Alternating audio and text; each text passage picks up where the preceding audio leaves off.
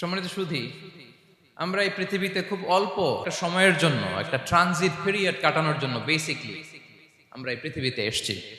আমরা কি চিরকাল এই পৃথিবীতে থাকবো বলেন তো?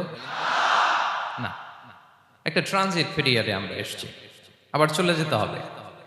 এই যে আমাদের জীবন, এই জীবনের জন্য বিপদ, আপদ, পরীক্ষা, স্ট্রাগল, এটা অনিবার্য, এটা হবেই। বিপদ নাই, কষ্ট নাই, আপদ নাই, অনিশ্চয়তা নাই, স্ট্রাগল নাই, এমন কি কেউ আছে এখানে? কেউ কি হাত তুলে বলতে পারবেন যে হুজুর আমার জীবনে কোনো বিপদ নাই, অথবা আমার জীবনে কোনো দুঃখ নাই, কষ্ট নাই, কোনো স্ট্রাগল নাই, কোনো রিস্ক নাই? এরকম সৌভাগ্যবান কেউ আছেন এখানে? তাহলে জীবনের জন্য পরীক্ষা, এটা অনস্বীকার্য, হবেই হবে পরীক্ষা। পৃথিবীর জীবনটাই এমন, এভাবেই এই লাইফকে ডিজাইন করা হয়েছে। পরীক্ষা থাকবে, এখানে বিপদ থাকবে, এগুলো উত্তীর্ণ হয়ে আপনাকে যেতে হবে। চিরসুখ চির শান্তি এটাই পৃথিবীতে হয় না। চিরসুখ এবং চিরশান্তির জায়গা হচ্ছে জান্নাত। চিরসুখ এবং চিরশান্তি কোথায়? এটা জান্নাতের বৈশিষ্ট্য। চিরসুখ চিরশান্তি, টেনশন নাই, ঝামেলা নাই, পরীক্ষা নাই, বিপদ নাই, রিস্ক নাই, স্ট্রাগল নাই। এটা হচ্ছে দ্য ফিচার্স অফ জান্নাত, জান্নাতের ফিচার। কিন্তু সমস্যা বাদে তখন যখন জান্নাতের ফিচার আমরা দুনিয়ায় খুঁজি। যেটা পাবো আমরা জান্নাতে, এটা খুঁজি কোথায়? এই তখনই সমস্যা বাদে। And this is the main problem. এটাই বড় সমস্যা। এই সমস্যার সমাধান কোথায়, এটা নিয়ে আজকে আমি কিছু কথা অ্যাড্রেস করবো ইনশাআল্লাহ। তো তাহলে আসুন শুনি জান্নাতের ফিচার কি। জান্নাতের কমন একটা ফিচার হচ্ছে জান্নাতে there will be no sickness in paradise. জান্নাতে কোনো অসুস্থতা থাকবে না, চিরসুস্থ। সুবহানাল্লাহ পড়েন। চিরসুস্থ, চির সবল, কেউ অসুস্থ হবে না জান্নাতে। জান্নাত হবে অ্যান্টি এইজিং, জান্নাতে বয়স বাড়বে না কারো, চির যৌবনা, চির যুবক, অ্যান্টি এজিং।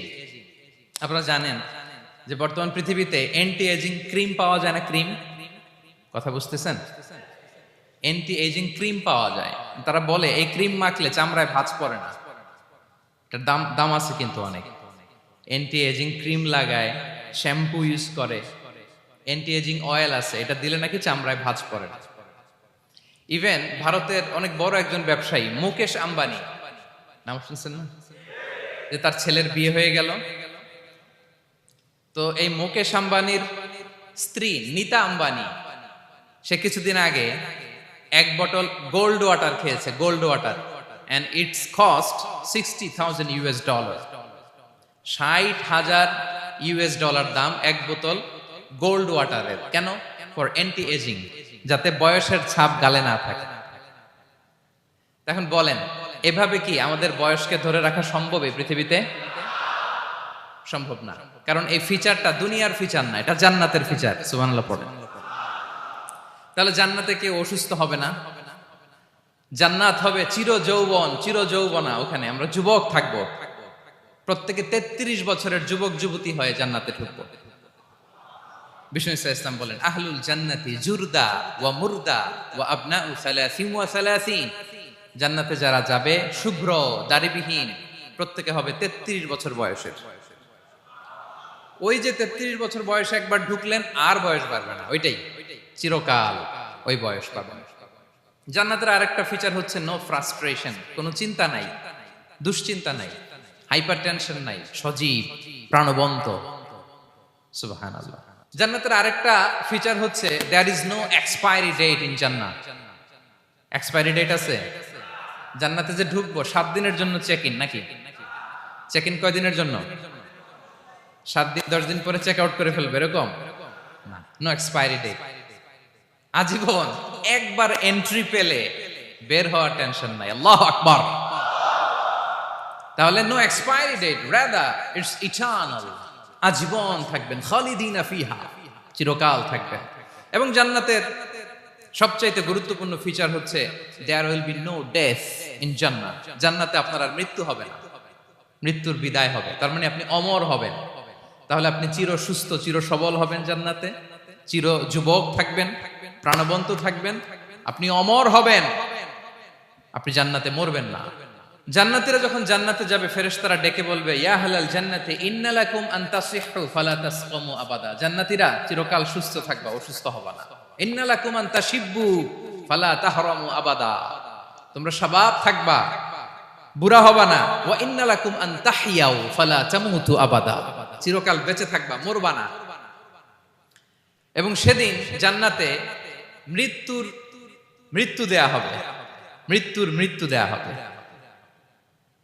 ইউতাল মাউতু বিকাবশিন আমলাহ, একটা ছাগলের আকৃতিতে মৃত্যুকে আনা হবে। ফায়ুযবাহুল মাউত, মৃত্যুকে জবাই দেয়া হবে। এবার জান্নাতীরা তাকিয়ে থাকবে, ফেরেশতারা বলবে, ইয়া আহলাল জান্নাতি খুলুদুন ফালা মাউত। হে জান্নাতীরা, চিরকাল এই জান্নাতে থাকবে। তাহলে জান্নাতের ফিচার পাইছেন? এখন কোন বোকা যদি এই ফিচার দুনিয়ায় খোঁজে, পাবে? পাবে না, কারণ দুনিয়ার ফিচার আলাদা। দুনিয়ার ফিচার কি? এই দুনিয়াতে বিপদ আসবে, কষ্ট আছে, দুনিয়াতে হতাশা আছে, ভয় আছে, অসুস্থতা আছে, বার্ধক্য আছে, এবং এই দুনিয়ার একটা এক্সপায়ারি ডেট আছে না? দ্য ডে ইউ ডাই, যেদিন আপনি মারা যাবেন, এটা আপনার এক্সপায়ারি ডেট। চলে যেতে হবে, চলে যেতে হবে। এই পৃথিবীতে মৃত্যুর অস্তিত্ব আছে। সবকিছু থমকে দিয়ে, আপনাকে চমকে দিয়ে মৃত্যু চলে আসবে, ঠিক কিনা বলেন? তাহলে এগুলো হচ্ছে দুনিয়ার ফিচার। এই দুনিয়াতে বিপদ আপদ, কষ্ট, ঝুঁকি, স্ট্রাগল, বার্ধক্য, অসুস্থতা, এগুলো নিয়ে আমাদেরকে টিকে থাকতে হয়। এটা দুনিয়ার ফিচার, মিলায় ফেললে হবে না। জান্নাতের ফিচার একটা, দুনিয়ার ফিচার আরেকটা। দুনিয়াতে কষ্ট থাকবে, বিপদ আপদ থাকবে। এই দুনিয়ার ফিচারটা আল্লাহ তাআলা কোরআনের একটা আয়াতে খুব চমৎকার ভাবে উল্লেখ করেছেন। সেটা দিয়েই আমি আলোচনা শুরু করেছি। আল্লাহ তাআলা ইরশাদ করছেন, ওয়ালা নাবলুওয়ান্নাকুম বিশাইইম মিনাল খাউফি ওয়াল জুই ওয়া নাকসিম মিনাল আমওয়ালি ওয়াল আনফুসি ওয়াস সামারাত ওয়া বাশশিরিস সাবিরিন। আল্লাহ তাআলা বলছেন, অবশ্যই অবশ্যই আমি তোমাদেরকে পরীক্ষা করব, ভয় দিয়ে, ক্ষুধা দিয়ে, সম্পদের ঘাটতি দিয়ে, আতঙ্ক দিয়ে, প্রাণনাশ দিয়ে, ফল ফসলের হানি দিয়ে পরীক্ষা করব। কিন্তু এই পরীক্ষায় যারা উত্তীর্ণ হবে, যারা সবর ইখতিয়ার করবে, ওয়াবাশশিরিস সাবিরিন, ধৈর্যশীলদের জন্যই হচ্ছে সুসংবাদ। আলহামদুলিল্লাহ পড়ে। তাহলে সম্মানিত সুধী, আমরা বুঝতে পারলাম এই পৃথিবীর ফিচার হচ্ছে এখানে বিপদ থাকবে, বিপদ ছাড়া কেউ থাকবে না। স্ট্রাগল থাকবে, কষ্ট থাকবে, ঝুঁকি থাকবে, রিস্ক থাকবে, এবং নানা ধরনের বিপদ আপদ দিয়ে আল্লাহ তাআলা আমাদেরকে পরীক্ষা করবেন। এটা মাস্ট, এটা আমাদের মাইন্ডসেটে নিয়ে নিতে হবে। মাইন্ডসেটে এটা ক্লিয়ার থাকতে হবে। চিরসুখ চির শান্তি এই দুনিয়াতে মিলবে, কোথায় মিলবে তাহলে? এটা তাহলে বিপদ আসবেই, আপদ আসবেই, পরীক্ষা থাকবেই আমাদের জীবনে। তবে ইন্টারেস্টিংলি মজার বিষয় হচ্ছে, পরীক্ষাটা এক একজনের এক এক রকম। পুরো পৃথিবীটা একটা পরীক্ষা ক্ষেত্র, কিন্তু কারো প্রশ্নপত্রের সাথে কারো প্রশ্নপত্রের কোনো মিল নাই। সুবহানাল্লাহ। আমার পরীক্ষা একরকম, আপনার পরীক্ষা আরেক রকম, ওই ভাইয়ের পরীক্ষা আরেক রকম, ওনারটা আরেক রকম। সবাই পরীক্ষার্থী, সবাই পরীক্ষার্থী, কিন্তু কারো প্রশ্নপত্রের সাথে কারো প্রশ্নপত্রের কোনো মিল নাই। কারো জন্য পরীক্ষা হচ্ছে সে খুব অসুস্থ, প্রচন্ড অসুস্থতা, তার জন্য পরীক্ষা। ক্যান্সারের রোগী, দুরারোগ্য ব্যাধি, ডক্টর বলছে 4th স্টেজে চলে আসছে, কয়েক মাস বাঁচতে পারে, এটা তার জন্য পরীক্ষা। আবার কারো দেখবেন যে খুব একটা অসুস্থতা নাই, অসুস্থতার ঝামেলা নাই, কিন্তু তার দারিদ্রতা আছে, তার আর্থিক অনটন, এটা তার জন্য পরীক্ষা। আবার কারো দেখবেন অসুস্থতাও নাই, দারিদ্রতাও নাই, তার দাম্পত্য জীবনের সমস্যা আছে না নাই? অনেকের দেখবেন এগুলো কোনোটাই সমস্যা না, তার ছেলে কথা শোনে না, মাদকাসক্ত। আহা, মাদকাসক্ত, রিহ্যাবে পাঠায়, আবার আসে, আবার গাঁজা খাওয়া শুরু করে, আছে না নাই বলেন? দেখেন তার পরীক্ষাটা আবার আলাদা।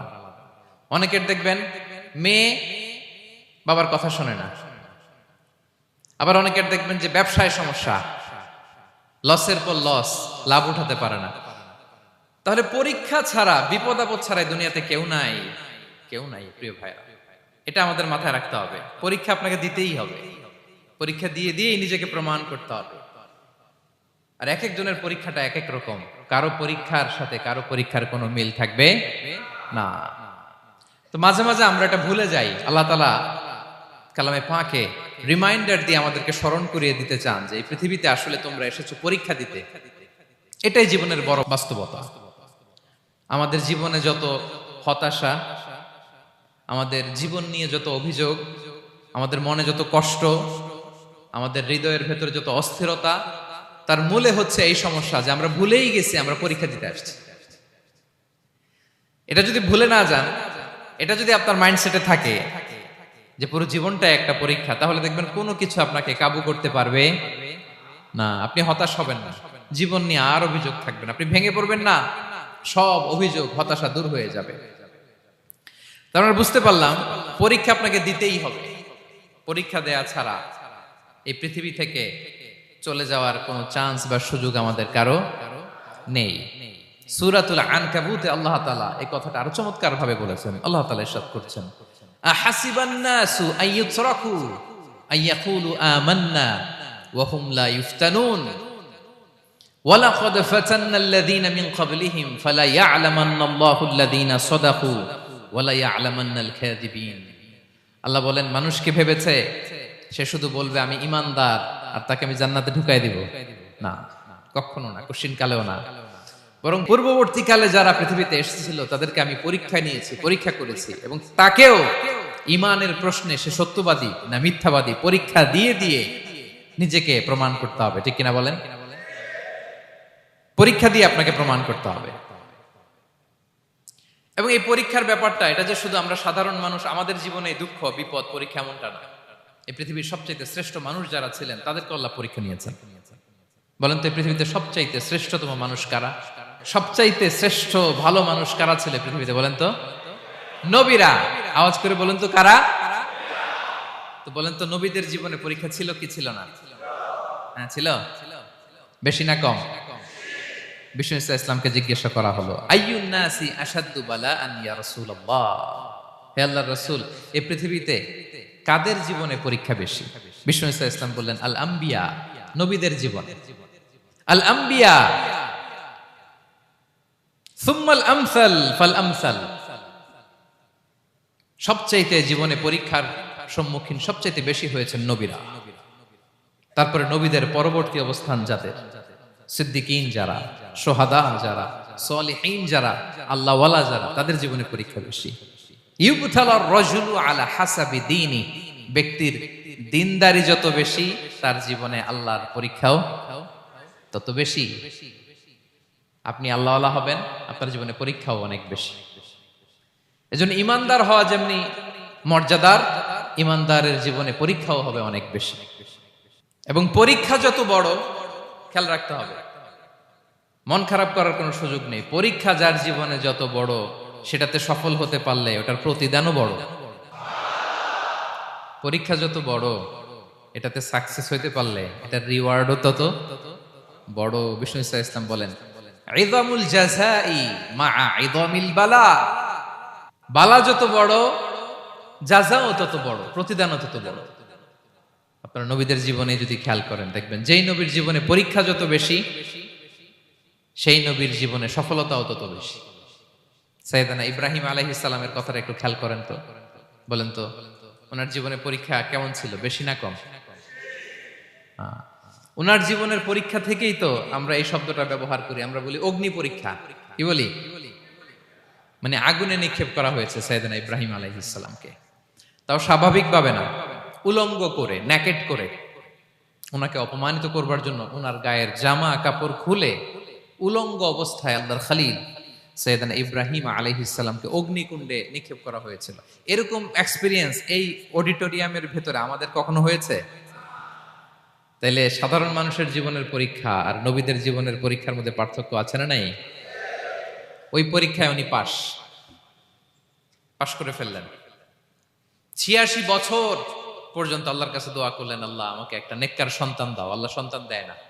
৮৬ বছর পরে আল্লাহ তাআলা সাইয়েদনা ইব্রাহিম আলাইহিস সালাম এবং হাজারের ঘরকে উজালা করে সন্তান দিলেন।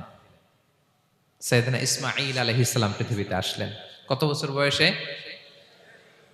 86 বছর বয়সের এখানে কেউ আছেন? হ্যাঁ, আছি আমরা কেউ? নাই। 86 বছর বয়সে প্রথম সন্তান পেয়েছে।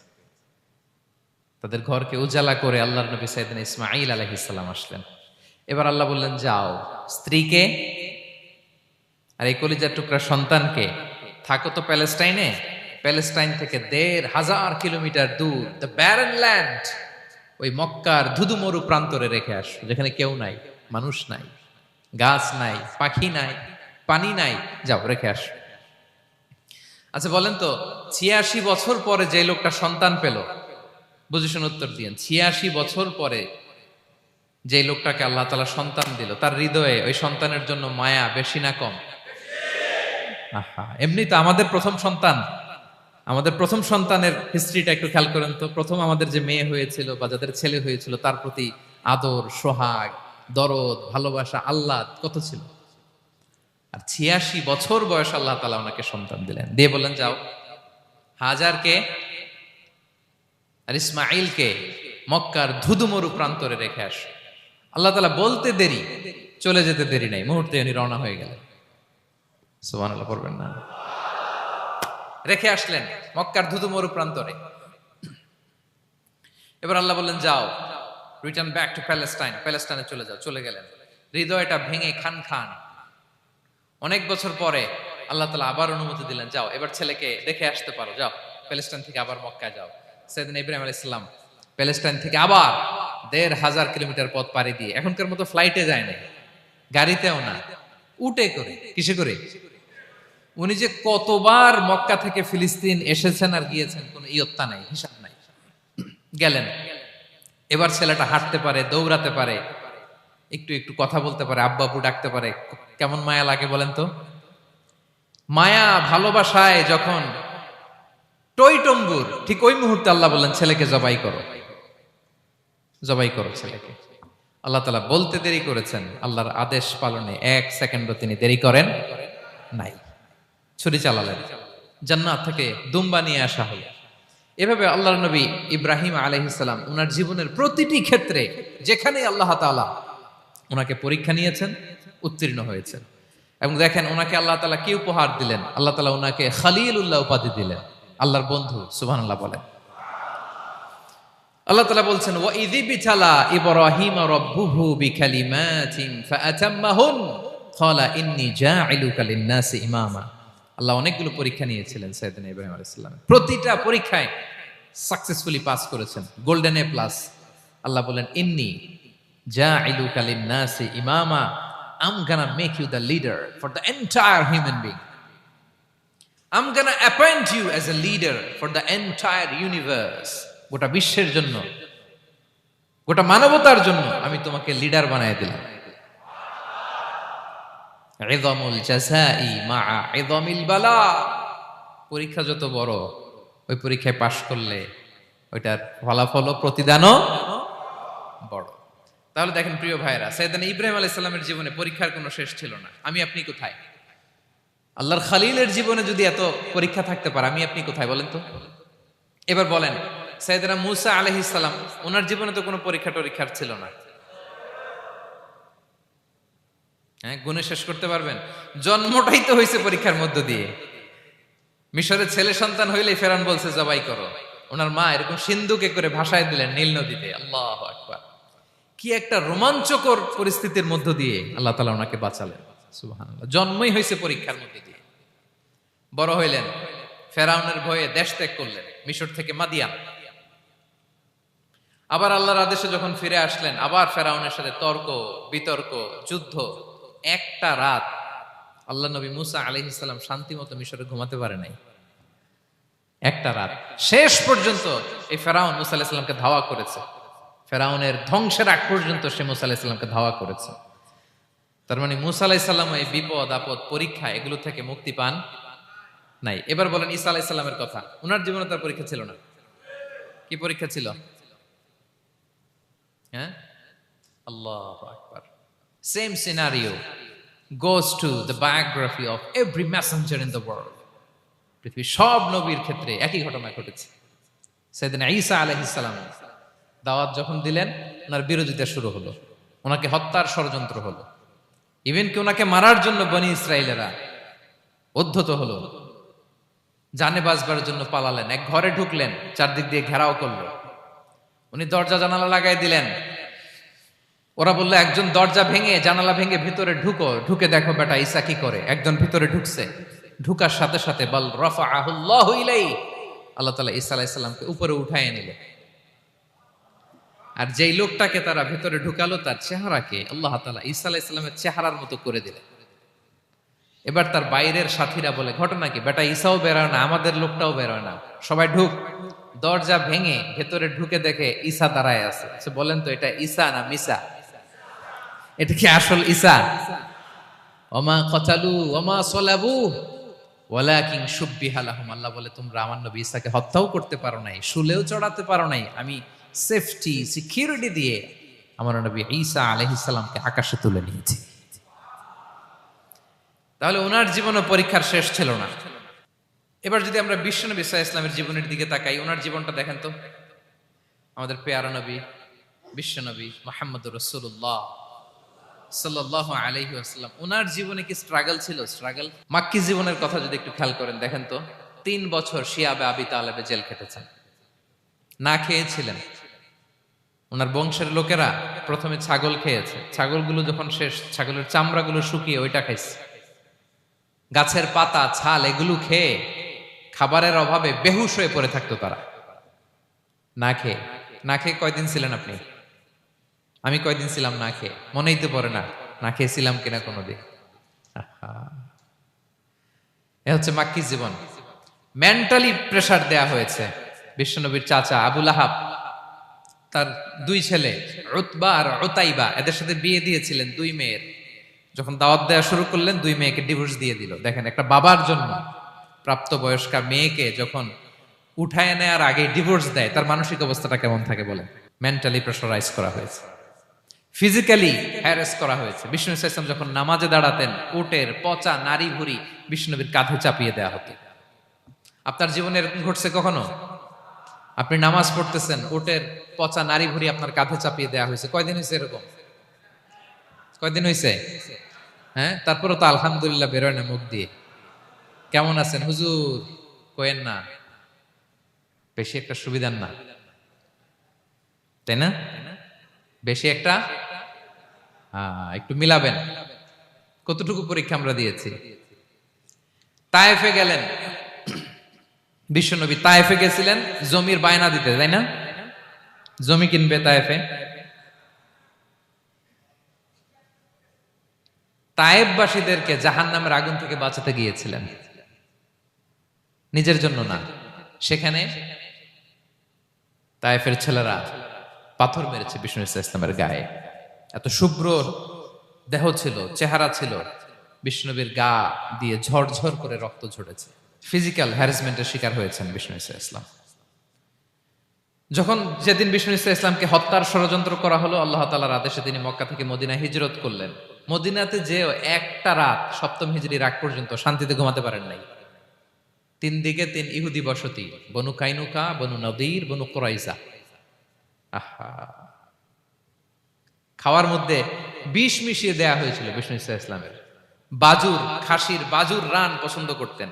এক ইহুদি মহিলা বিষ্ণু ইসলামের ওই রানের মধ্যে বিষ মিশিয়ে দিয়েছিল। ওই বিষের যন্ত্রণায় মৃত্যুর আগ পর্যন্ত বিশ্বনবী কাতরাতেন,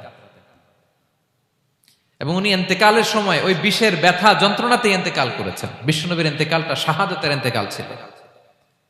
বিষ্ণু ইসলাম বলেছেন, ওই যে খায়বার এলাকার ওই মহিলা যে আমার খাবারে বিষ মিশিয়েছিল, সেই বিষের যন্ত্রণা, বেদনা, কষ্ট আমি অনুভব করছি।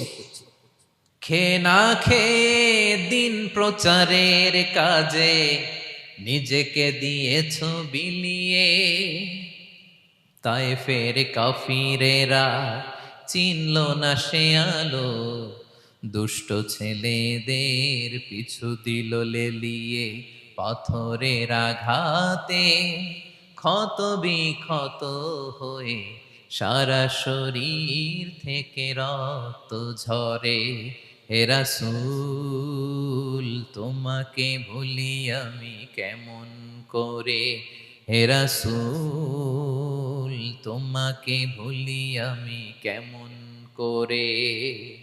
হাজার ব্যথা বেদনার পরে ফিরে আসনি তুমি আপন ঘরে, দিনের আলো তুমি ছড়িয়ে দিতে চলে গেলে মদিনায় মক্কা ছেড়ে, হে রাসূল তোমাকে ভুলি আমি কেমন করে, হে রাসূল তোমাকে ভুলি আমি কেমন করে। ঠিক কিনা বলেন? একটা রাত শান্তির ঘুম তিনি দিতে পারেন নাই। প্রিয় ভাইরা, তাহলে আমরা কি বুঝলাম? বিশ্বনবীর জীবনও পরীক্ষা ছিল কি ছিল না? আমাদের উপায় আছে? আমরা বাঁচতে পারবো এই বিপদ আপদ পরীক্ষা ঝঞ্ঝাল থেকে? বাঁচতে চাইলেও বাঁচতে পারবো? পারবো না। ইমাম মালিক আলাইহি রাহমা নাম শুনেছেন? ইমাম মালিক, ওনার জ্ঞান থেকে লাখো লাখো মানুষ উপকৃত হয়েছে, কোটি কোটি মানুষ উপকৃত হয়েছে। মদিনার রাস্তায় রশি দিয়ে ওনাকে টেনে হিচড়ে এক এলাকা থেকে আরেক এলাকায় নিত জালেম বাদশারা। ইমাম মালিক আলাইহি রাহমা। ইমাম আহমদ ইবনে হাম্বল, ওনাকে বেত্রাঘাত করা হতো, চাবুক দিয়ে পেটানো হতো। আমাদের মাযহাবের ইমাম আল ইমাম আল আযম আবু হানিফা আলাইহি রাহমা, ওনাকে কারাবন্দী করা হয়েছিল। তার মানে দেখেন, যত বড় বড় স্কলার, যত বড় বড় মাশায়েখ, এমনকি আম্বিয়া আলাইহিমুস সালাম, ওনারাও পরীক্ষা বিপদ আপদ থেকে রেহাই পাইছে? তাহলে আপনি আর আমি পাবো? বলেন তো। তাহলে এটা আমাদের ব্রেইনে গেঁথে নিতে হবে যে জীবন মানেই এখানে বিপদ থাকবে, পরীক্ষা থাকবে, স্ট্রাগল করে করে আমাকে আগাতে হবে। কেউ আমার জন্য রেড কার্পেট বিছিয়ে রাখবে না। এই জীবনটা বড় জটিল। This is life, how it's design. এভাবেই পৃথিবীকে ডিজাইন করা হয়েছে। এখানে বিপদ আছে, কষ্ট আছে। এই পরীক্ষা দিয়ে দিয়ে আপনাকে উত্তীর্ণ হতে হবে। বুঝতে পেরেছেন প্রিয় ভাইরা? নাও দ্য কোশ্চেন আরাইজ, এখন প্রশ্ন হচ্ছে, কেন আল্লাহ এই পরীক্ষা নেন? কেন? আল্লাহ তাআলা সূরা মুলকে বলেছেন, এই পৃথিবী সাজানোর, এই জীবন মৃত্যুর এই খেলা, এটার উদ্দেশ্যটাকে আল্লাহ তাআলা স্পষ্ট করে বলেছেন। আল্লাযী খালাকাল মাউতা ওয়াল হায়াতা লিয়াবলুয়াকুম আইয়ুকুম আহসানু আমালা। জীবন মৃত্যু দিয়ে তোমাদের জীবনকে সাজানো হয়েছে এজন্য, যাতে করে তিনি তোমাদের পরীক্ষা করতে পারেন। কি করতে পারেন? তোমাদের মধ্যে কে সৎকর্মে অগ্রগামী, কে কাজে ভালো, আমলে ভালো, এটা দেখার জন্য। বেসিকলি আল্লাহর দেখার প্রয়োজন নাই, আমাদেরকে দেখানোর জন্য এই পরীক্ষার আয়োজন। আমি ভালো করবো না খারাপ করবো এটা আল্লাহ জানে না? তো ওনার পরীক্ষা করা লাগে কেন? কথা বলেন। আমি জান্নাতি না জাহান্নামী এটা আল্লাহ জানেন না? বেসিকলি আমাদেরকে জানানোর জন্য এই পরীক্ষার আয়োজন। কাদেরকে জানানোর জন্য? মানে তুমি জেনে যাও তুমি জান্নাতি না জাহান্নামী। আমি ভালো করেই জানি। একটা ছোট্ট উদাহরণ দিলে বুঝতে পারবেন প্রিয় ভাইয়েরা। ধরেন আল্লাহ তাআলা দুইজনকে সৃষ্টি করলেন। উদাহরণস্বরূপ একজনের নাম আব্দুল্লাহ, আরেকজনের নাম আব্দুর রহমান। সৃষ্টির পরে আব্দুল্লাহকে বললেন, আব্দুল্লাহ, আমি জানি তুমি পৃথিবীতে 50 বছর হায়াত পাইতা, খুব ভালো কাজ করতে, তুমি দুনিয়াতে অনেক ভালো কাজ করতে, এটা আমি আগেই জানি। আমার অসীম জ্ঞান বলে আমি আগে থেকেই জানি। তো যাও, তোমার এইমাত্র সৃষ্টি করলাম, যাও তুমি জান্নাতে ঢুকে যাও, কারণ আমি জানি তুমি জান্নাতি হবে। আচ্ছা, আর আব্দুর রহমান, তুমি পৃথিবীতে খুব খারাপ কাজ করতে, এটা আমি জানতাম। তোমারে পাঠাইলে খারাপ কাজ করবা, তুমি সীমা লঙ্ঘন করবা, অন্যায় করবা, অপরাধ করবা, তুমি জাহান্নামী হবা। যাও, যেহেতু আমি জানি পরীক্ষার আর দরকার নেই, তোমারে জাহান্নাম দিয়ে দিলাম, যাও ঢুকে যাও। আব্দুল্লাহ ঠিকই জান্নাতে ঢুকে যাবে, আব্দুর রহমান কি ঢুকবে? ঢুকবে। সে বলবে, আল্লাহ এইমাত্র আমারে বানাইলেন, এইমাত্র আপনি আমাকে সৃষ্টি করলেন, সৃষ্টি করেই বলতেছেন তুমি জাহান্নামে যাও, আর বলতেছেন আমি জানি দুনিয়াতে পাঠালে তুমি খারাপ কাজ করবা, তুমি জাহান্নামী হবা, পাঠানোর আর কি দরকার, আগে থেকে জাহান্নামে যাও। আল্লাহ আপনি জানলে জানতে পারেন, আমি তো জানি না। ঠিক কিনা বলেন? সে বলবে, না আল্লাহ আপনি ভুল বলতেছেন, এই দুনিয়াতে পাঠাইলে আমি খুব ভালো কাজ করতাম, আমি সীমা লঙ্ঘন করতাম না, নামাজ পড়তাম, রোজা রাখতাম, হজ করতাম, যাকাত দিতাম, সাদাকা করতাম, চ্যারিটি করতাম, জনকল্যাণকর সব ভালো কাজগুলো আল্লাহ আমি করতাম। এজন্য আল্লাহ তাআলা পরীক্ষার আয়োজন করেছেন, যাতে করে তুমি জেনে যাও যে পৃথিবীতে তুমি কি করেছো। এখন আর আল্লাহকে এক্সকিউজ দেওয়ার সুযোগ নেই। আচ্ছা বলেন তো, আবু জাহেলকে যদি আল্লাহ এখন কিয়ামতের দিন বলে, Abu Jahl go to the hell fire, Abu জাহেলের কিছু বলার সুযোগ আছে? কারণ ও দুনিয়াতে কি করে আসছে এটাও জানে না। ফেরাউনকে ডেকে যদি আল্লাহ বলে, ফেরাউন তুমি জাহান্নামে যাও, go to the hell fire, ওর কি কোনো এক্সকিউজ দেওয়ার সুযোগ আছে? বলেন, সুযোগ আর আছে? কারণ তুমি দুনিয়াতে কি করেছো তোমার চেয়ে ভালো কেউ আর জানে। তা পৃথিবীতে এই পরীক্ষার এই আয়োজনের সবচাইতে বড় উদ্দেশ্য হচ্ছে যাতে করে আমরা দেখে যাই যে আমরা কি কাজ করছি। কেউ যখন পরীক্ষা দেয় প্রিয় ভাইরা, ওই পরীক্ষায় কত পাবে তার একটা হিসাব আছে না? বলেন, আপনি গণিত পরীক্ষা দিয়ে আসছেন, যে 100তে 100 পাবে সে বলতে পারে আমার সব অঙ্ক হয়েছে, ঠিক কিনা বলেন? আর যে লাড্ডু গুড্ডু বুঝছেন তো, কিছুই পারে নাই, ঘোড়ার ডিম, তারও একটা হিসাব আছে যে সে কিছুই লিখে আসতে পারে নাই। তাই পৃথিবীতে এই পরীক্ষার আয়োজনের প্রধানতম কারণ হচ্ছে যাতে করে আমরা বুঝে যেতে পারি যে আমরা কোথায় যাব, জান্নাতে না জাহান্নামে। প্রিয় সুধী, এ পর্যায়ে আমরা জানবো এই যে পরীক্ষা আল্লাহ তাআলা নিচ্ছেন আমাদেরকে, এই পরীক্ষায় সফল হওয়ার মূল মন্ত্র কি। কোরআনে বিভিন্ন আয়াতে এই পরীক্ষার কথা বলা হয়েছে এবং এই পরীক্ষার সফলতার মূল মন্ত্রও কোরআনে ঘোষিত হয়েছে। আলহামদুলিল্লাহ বলেন। যে আয়াত দিয়ে আমি শুরু করেছি এই আয়াতে আল্লাহ তাআলা বলেছেন, ওয়াবাশশিরিস সাবিরিন, নবী হে ধৈর্যশীলদেরকে আপনি সুসংবাদ দিন। ধৈর্যশীলদেরকে সুসংবাদ দিন, তার মানে বিপদে ধৈর্য ধারণ করতে হবে প্রিয় ভাইরা। ইন্নামাস সাবরু ইনদা সাদামাতিল উলা। বিপদে আমরা অনেক সময় প্যানিক হয়ে যাই, অস্থির হয়ে যাই, কি করব, হতাশ না। মুমিনরা হতাশ হয় না, ধৈর্য ধারণ করে। কি করে? কি করে? ধৈর্য ধারণ করার শক্তি দাও গো মেহেরবান আমায়, দাও গো মেহেরবান। পড়েন, ধৈর্য ধারণ করার শক্তি দাও গো মেহেরবান আমায়, দাও গো মেহেরবান। সবাই বলুন একসাথে, ধৈর্য ধারণ করার শক্তি দাও গো মেহেরবান আমায়, দাও গো মেহেরবান। বুকের ভেতর ব্যথার নদী বইছে অবিরাম, বইছে বইছে অবিরাম। পড়ুন, ধৈর্য ধারণ করার শক্তি দাও গো মেহেরবান আমায়, দাও গো মেহেরবান। পড়েন আমিন। আল্লাহ যেন বিপদে আমাদেরকে ধৈর্য ধারণ করার তৌফিক দান করে। প্রিয় ভাইয়েরা, ধৈর্য এটা এমন একটা গাছ যে গাছের সারা গায়ে কাটা, কিন্তু এই গাছের ফলটা বড় সুস্বাদু। আই রিপিট, আমি আবারও বলছি, ধৈর্য এটা এমন একটা গাছ যে গাছের সারা গায়ে কাটা, কিন্তু ফলটা বড় মিষ্টি, ফলটা বড় সুস্বাদু। সবাই ধৈর্য ধারণ করতে পারে না। বিষ্ণু ইসলামকে আল্লাহ তাআলা নানা সময় আশ্বস্ত করেছেন, সান্ত্বনা দিয়েছেন, আর ধৈর্যের বাণী শুনিয়েছেন। আল্লাহ বলেন, ফাসবির কামা সবারা উলুল আজমি মিনার রসুল। নবী হে, আপনার আগে দৃঢ় প্রত্যয়ী নবীরা যেরকম ধৈর্য ধারণ করেছে, আপনিও ধৈর্য ধারণ করুন। সূরাতুল মুজাম্মিল আল্লাহ তাআলা বলছেন, ওয়াসবির আলা মা ইয়াকুলুনা ওয়াহজুরহুম হাজরান জামিলা। ওরা যাই বলুক আপনি ধৈর্য ধারণ করুন, ওদের কথাকে ইগনোর করুন। Just ignore what they are saying to you. যা বলে আপনি জাস্ট ইগনোর করেন। ওরা বিষ্ণু ঈসা ইসলামের মনোবলকে ভেঙে দেওয়ার জন্য কখনো বিষ্ণু ঈসা ইসলামকে কবি বলে গালি দিত। কবি কি বলতো? শায়ের। কখনো বলতো মজনুন, পাগল। নাউজুবিল্লাহ পড়বেন না? পাগল বলে গালি দিত। মাঝে মাঝে বলতো কাহিন, গণক। মাঝে মাঝে বিষ্ণু ঈসা ইসলামকে তারা বলতো আবতার, লেস কাটা। মুহাম্মদ, তোমার ছেলে নাই, তোমার বংশ নির্বংশ হয়ে গেছে, তোমার নাম নেয়ার মতো কেউ নাই। আহা, কপাল পোড়া।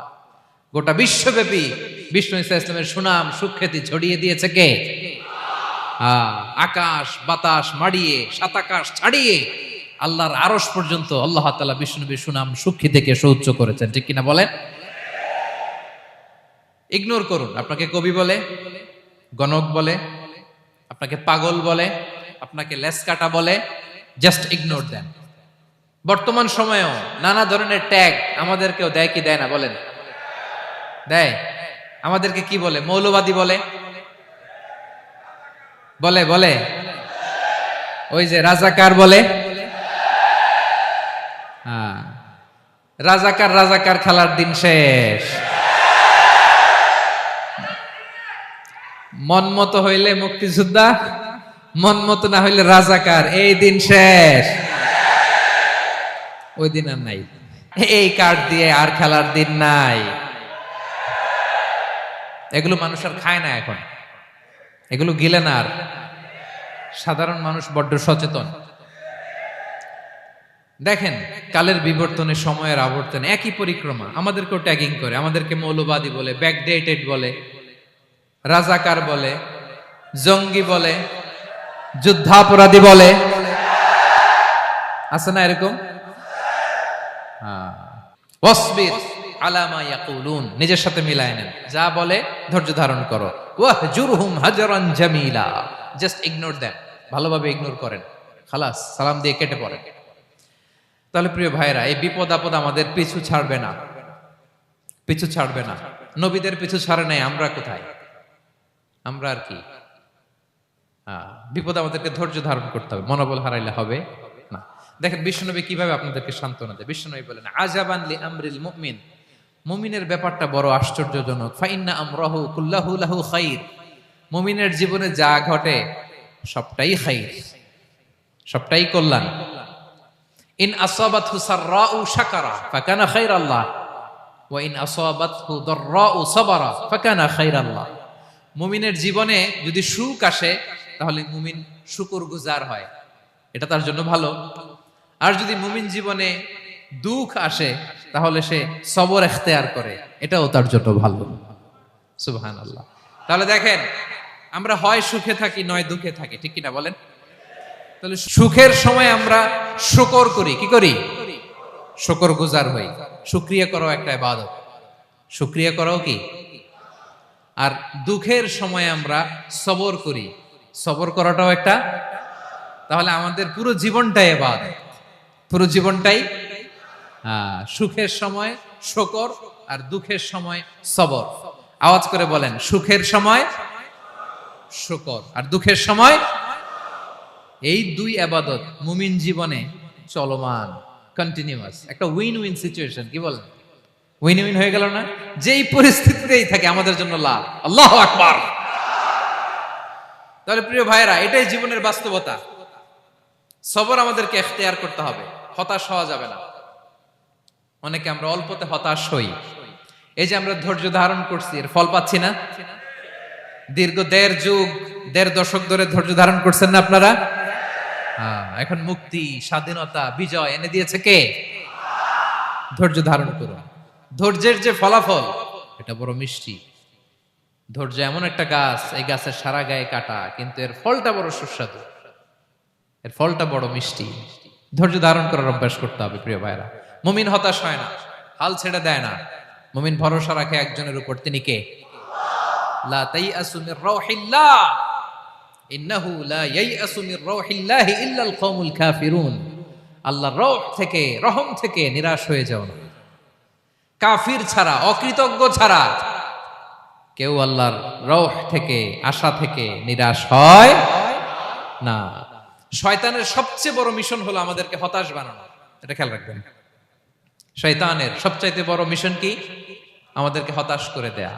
হতাশ বানাইতে পারলে সে সাকসেসফুল, খুশি। কিন্তু আমরা এত সহজে হতাশ হই না, আমরা নিরাশ হই না, আমরা বিপদে হাল ছেড়ে দেই না। আমরা ভরসা রাখি এক মহান সত্তার উপর, তিনি কে? মনে থাকবে? বিপদ আসলে ভেঙে পড়বেন, ভিসা না হইলে কান্নাকাটি শুরু করবেন, ব্যবসায় লস হইলে হাউমাউ, দেশ থেকে কোনো দুঃসংবাদ আসলে হতাশ হবেন, ভেঙে পড়বেন। ধৈর্য ধারণ করব আমরা। আওয়াজ করে বলেন, আমরা কি করব? সবর। বিপদ ট্যাকেল দেওয়ার প্রথম স্টেপ হচ্ছে সবর, ধৈর্য ধারণ করতে হবে। অবশ্যই সাবিরিন, ধৈর্যশীলদেরকে সুসংবাদ দাও। বিপদ থেকে বাঁচার দ্বিতীয় স্টেপ হচ্ছে এই বিপদ থেকে উত্তরণের চেষ্টা করতে হবে, কন্টিনিউয়াস প্রচেষ্টা চালিয়ে যেতে হবে। ওয়াল্লাযীনা জাহাদু ফিনা লানাহদিয়ান্নাহুম সুবুলানা, যারা আমার রাস্তায় চেষ্টা করে, প্রচেষ্টা করে, স্ট্রাগল করে, তাদেরকে আমি পথ দেখিয়ে দেই, সুবুল দেখিয়ে দেই, ওয়ে আউট দেখায় দেই, এক্সিট দেখায় দেই। কোথাও আটকাবেন না আপনি, আপনাকে এক্সিট দেখায় দিবে কে? মালয়েশিয়াতে কেলুয়ার বলে না, কেলুয়ার কি বলে চিনেন? কেলুয়ার মানে কি? এক্সিট। এক্সিট পেয়ে যাবেন, আটকাবেন না আপনি জীবনে কোথাও। 3 নাম্বার, আল্লাহর উপর তাওয়াক্কুল করতে হবে বিপদ আসলে। ওমাইয়া তাওয়াক্কাল আলাল্লাহি ফাহুয়া হাসবুহ, আল্লাহর উপর যে তাওয়াক্কুল করে আল্লাহই তার জন্য যথেষ্ট হয়ে যায়। তাহলে বিপদে প্রিয় ভাইয়ের আমরা প্যানিক হব না, ধৈর্য ধারণ করব, বিপদ থেকে উত্তরণের সর্বোচ্চ প্রচেষ্টা চালিয়ে যাব, আর ভরসা রাখবো একজনের উপর, তিনি কে? আর বিপদ আসলে এটাকে নেগেটিভলি নেবেন না সবসময়। বিপদ আপদ এটা অনেক পজিটিভ ভালো জিনিস আমাদের জীবনে বয়ে নিয়ে আসে। শাইখুল ইসলাম ইবনু তাইমিয়া আলাইহি রাহমা উনি বলতেন, খুব দামি কথা, খুব হেভি ওয়েট কথা, মনোযোগ দিয়ে শুনুন। তিনি বলতেন, যে নেয়ামত তোমাকে আল্লাহ থেকে দূরে সরায়, ওই নেয়ামতের চেয়ে বিপদ ভালো, যে বিপদ তোমাকে আল্লাহর দিকে ধাবিত করে। আই রিপিট, আমি আবারও বলি, যে নাজ নেয়ামত তোমাকে আল্লাহ থেকে দূরে সরিয়ে দেয়, সে নাজ নেয়ামতের চেয়ে ওই বিপদ আপদ ভালো, যেই বিপদ আপদ তোমাকে আল্লাহর কাছে টেনে নেয়। তাহলে বিপদ আপদ আসলে আপনি হতাশ হবেন? আর কখনো দুঃখ করবেন? মোয়ারের ভাইয়েরা, আর মন খারাপ করবেন? আপনি খেয়াল করে দেখেন, বিপদ আসলে আমরা আল্লাহরে ডাকি বেশি। যখন অসুস্থ আপনি খেয়াল করেন তো, আল্লাহ আল্লাহ তুমি ছাড়া বাঁচানোর কেউ নাই, আল্লাহ আল্লাহ তুমি হেফাজত করো, আল্লাহ তুমি সুস্থ করে দাও। যখন লাইফ থ্রেট, দেখেন আপনি গুম হয়ে যেতে পারেন, আপনার কারাবন্দী করতে পারে, এরকম একটা বিপদের মধ্যে আছেন, তখন খেয়াল করেন তো আল্লাহর সাথে আপনার কানেক্টিভিটি, রিলেশনশিপটা কতটা ডেভেলপ হয়। কারণ বিপদে পড়লে আমরা আল্লাহরে ডাকি বেশি। তাহলে বিপদ আপদেরও কিছু পজিটিভ সাইড বা দিক আমাদের জীবনে আছে না নাই? অনেক পজিটিভ দিক আছে, কয়েকটা শেয়ার করি। 1 নাম্বার, আল্লাহ 1 নাম্বার পজিটিভ সাইড তো বললাম, ইমাম ইবনু তাইমিয়া যেটা বললেন। এরপরে হচ্ছে মাঝে মাঝে আল্লাহ তাআলা আমাদের মর্যাদাকে আপগ্রেড করতে চায়, এলিভেট করতে চায়। আপনি ধরেন কোন একটা এয়ারলাইন্সের রেগুলার প্যাসেঞ্জার টিকিট কাটেন, মাঝে মাঝে হঠাৎ করে দেখবেন কাউন্টারে গেলে তারা বলে you are upgraded to business class, অথবা you are upgraded to first class. যেহেতু রেগুলার প্যাসেঞ্জার, অনেক মাইলস জমা হয়েছে, আপগ্রেড করে দেয়। আল্লাহ তাআলা মাঝে মাঝে চায় তিনি আমাদের মর্যাদাকে, র্যাঙ্ক, এটাকে আপগ্রেড করবেন, কিন্তু আমার যে আমল আখলাকের অবস্থা, ওইটা দিয়ে ওই আপগ্রেড র্যাঙ্কে যাওয়ার সুযোগ নাই। বুঝতেছেন কথা? আল্লাহ চায় আমার লেভেল একটু আপ করতে, কিন্তু আমার আমলের যে অবস্থা, এতে আমি ওখানে যাই না। তখন আল্লাহ কিছু বিপদ আপদ দিয়ে, পরীক্ষা দিয়ে বান্দাকে টেস্ট করে। ওই পরীক্ষায় যদি উত্তীর্ণ হন, সাথে সাথে আল্লাহ তাআলা আপনার লেভেল বা র্যাঙ্ক আপগ্রেড করে দেয়। সুবহানাল্লাহ পড়বেন না? তাহলে লাভ না লস? আওয়াজ করে বলেন, লাভ না লস? মুমিন জীবনের সব লাভ। যত বিপদ আপদ আপনাকে স্পর্শ করে, প্রতিটাতেই আপনার জন্য কল্যাণ। বিষ্ণু ইসলাম বলেন, মা ইউসিবুল মুসলিমা মিন নাসাবিন ওয়ালা ওয়াসাবিন ওয়ালা হাম্মিন ওয়ালা হুজনিন ওয়ালা আযান ওয়ালা গাম্মিন হাত্তা শাওকাতি ইউশাকুহা ইল্লা কাফারাল্লাহু বিহা খাতায়া।